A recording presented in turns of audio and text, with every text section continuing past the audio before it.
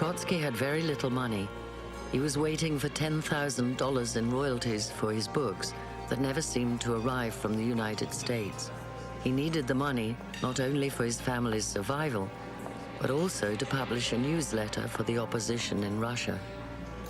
Trotsky and Maurice Paz worked for 5 days discussing future strategy under an ever-watchful and mounting Turkish police presence.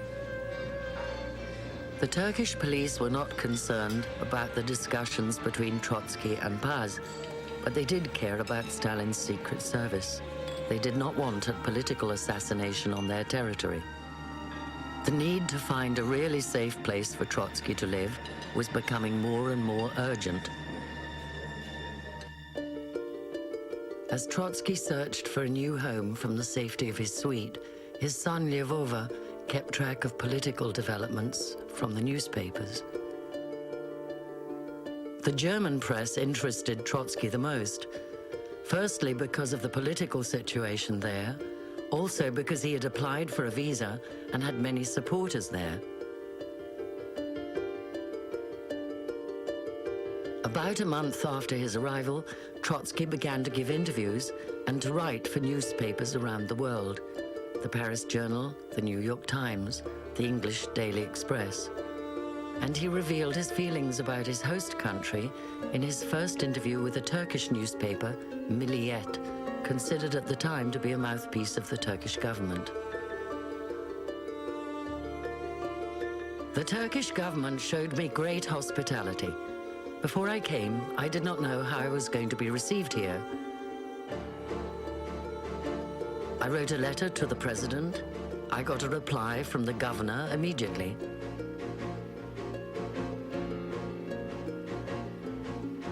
The Turkish government never limited my movements.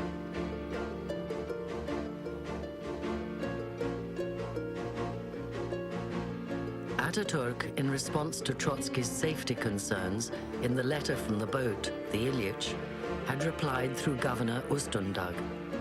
The violence that you mention in your letter cannot take place in Turkey. You are free to go to any country you like. If you wish to extend your stay in Turkey, you will benefit from Turkish hospitality. You will fully enjoy all the rights extended to all foreigners living in Turkey.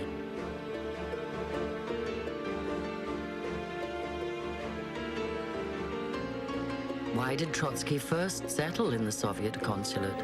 And why did he leave? He explained to the newspapers. I had applied to go to Germany. I didn't move to a hotel because I thought a reply would come quickly.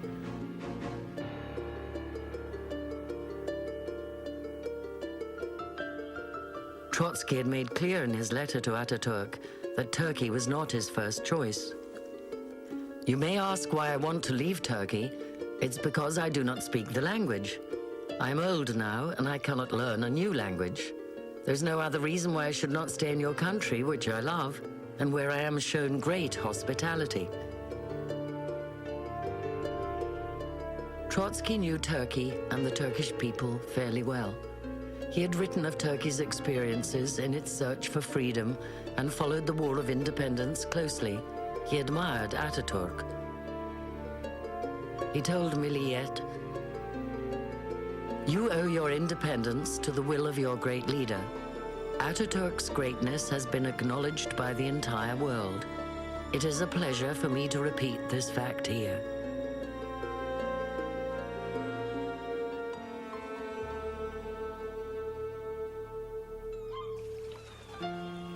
Trotsky's growing visibility in the media was an added safety risk.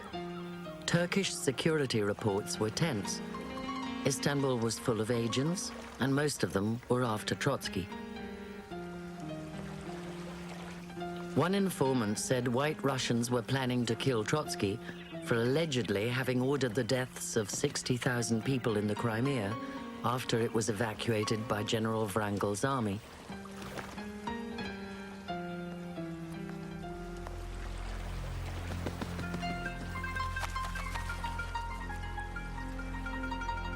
For days on end, police picked up and questioned former Tsarist officers and soldiers. Many were summarily expelled from Turkey. Trotsky had driven them from their homes 12 years before. Now, because of him, they were being forced from their chosen land of exile.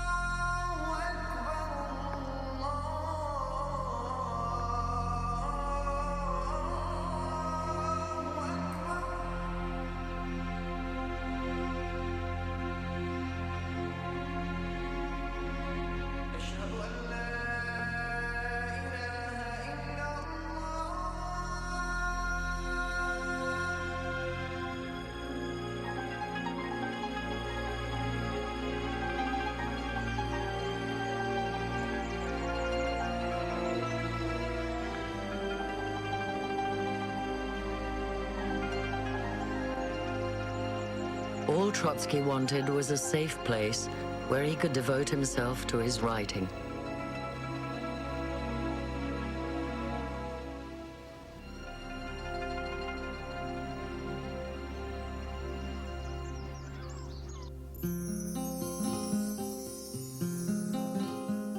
A red-cliffed island set in deep blue, Buyukada crouches in the sea like a prehistoric animal drinking. Trotsky wrote these words in his unpublished memoirs. The village cemetery seemed more alive than the village itself.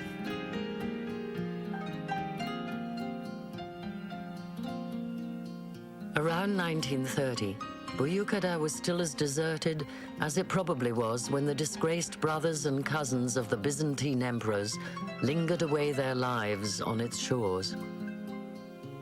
Nature itself seemed to have designed the spot to be a regal penitentiary. The islanders, a few fishermen and shepherds, lived as their forefathers did 1,000 years earlier. The horn of a motor car never disturbed the stillness. Only the braying of an ass came down from the outlying cliffs and fields into the main street. For a few weeks in the year, noisy vulgarity intruded.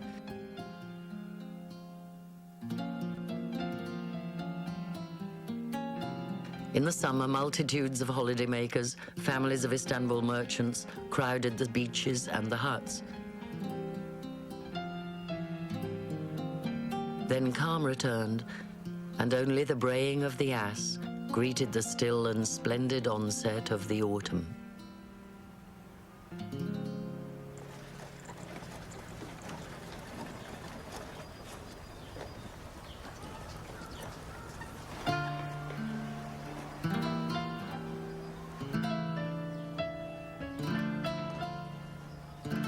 Trotsky had finally found a safe home.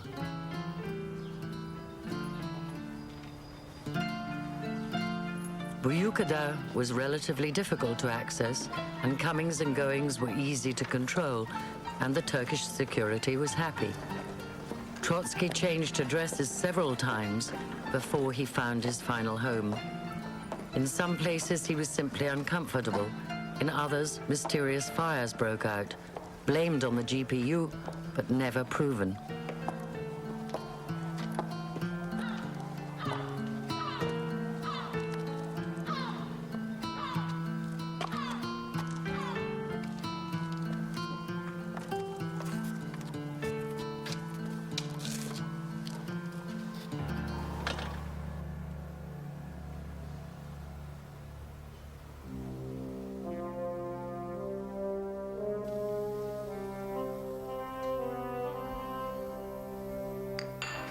Trotsky liked the new house, a spacious, dilapidated villa rented from a bankrupt pasha. He immediately got to work. The authorities allowed friends to visit, and one of the first to join him was his secretary. Madame Sarah,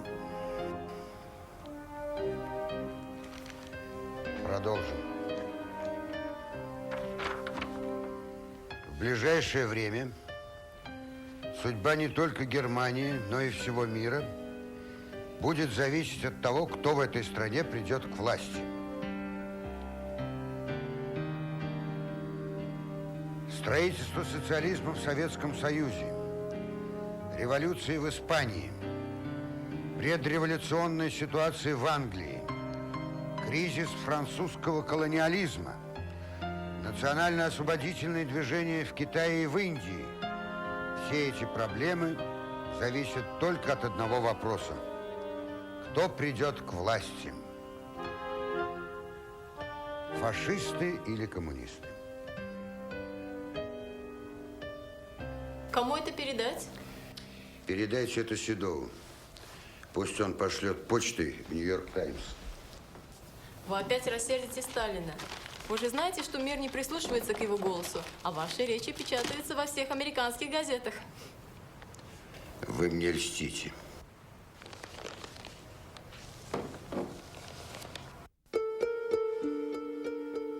With Trotsky's arrival, the Turkish communists became more visible. Posters and leaflets mushroomed. May Day demonstrations rocked Istanbul and Izmir. Many were arrested.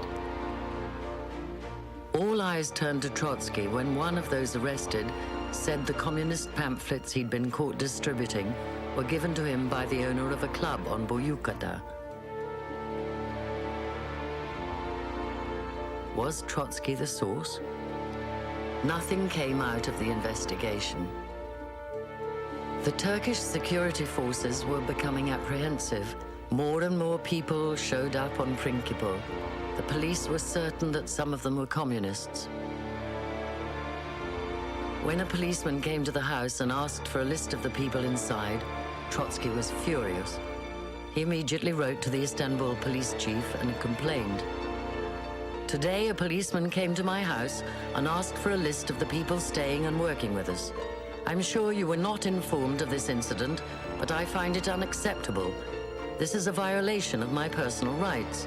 However, if you like, I am prepared to come to your office and answer all your questions. Still, Trotsky was not always correct in his judgments about the growing number of visitors on Boyukada. Among those who came to the island was Sobolevikus, a Lithuanian who appeared to be a militant oppositionist. He settled in the house after Trotsky personally asked for him to be granted a visa. He and his brother stayed on Boyukada for 3 years, and they also worked as bodyguards and were always armed. 30 years later, in 1960, Sobolevikus was arrested in the United States for spying, carrying papers that identified